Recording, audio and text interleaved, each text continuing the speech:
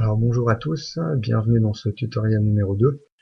Son but est de vous présenter ici le petit montage que je vous ai présenté dans le tuto 1. Le petit leurre souple monté sur hameçon tout simple avec chevrotine. En ce qui concerne l'animation, donc c'est assez simple. On lance, on tend la bannière légèrement et on laisse le montage arriver jusqu'au fond. Une fois qu'il touche le fond, on voit du mou dans la bannière, on prend contact avec son leurre. On anime comme je le fais ici par des petites tirées légères. Entre chaque tirée, on reprend contact en moulinant un petit peu et on laisse retomber au fond. On voit une touche en direct, donc effectivement c'est juste souvent avant que le leurre touche le fond que la touche se produit. Vraiment une journée magnifique, là, fin de journée automnale, avec une belle température encore, une eau cristalline, et puis une vue magnifique sur le Mont Blanc. Voilà notre petit montage avec notre petit leurre, hein, tout simple, que je vous explique dans le tutoriel 1 comment assembler. Là c'est un peu plus tard, donc les poissons sont beaucoup plus actifs.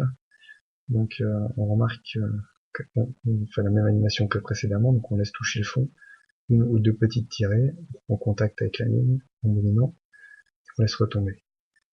Je laisse retomber, hop, j'ai raté une touche, je mouline, je laisse retomber au fond, je fais une petite tirée, et voilà. Ça déclenche, dès que le petit leurre touche le fond, ça déclenche l'attaque.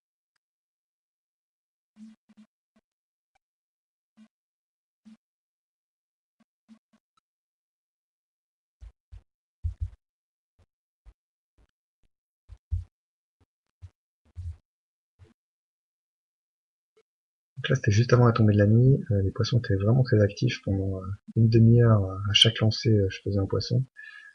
J'ai un peu coupé pour montrer que quelques animations et puis les plus belles images, et puis que cette vidéo ne soit pas trop longue non plus. On voit même qu'à ce moment-là, même sans animer vraiment sur le fond, mais simplement linéaire, j'avais des touches les unes après les autres. Donc ce petit montage se prête très bien aussi à des récupérations en linéaire, et vous attraperez aussi des poissons aussi bien en linéaire qu'en grattant fond. Une perche un petit peu plus jolie. On va laisser son acteur préféré le remercier pour la présentation et puis la démonstration et le remettre à l'eau. Qui grandisse pour l'année prochaine celui-ci.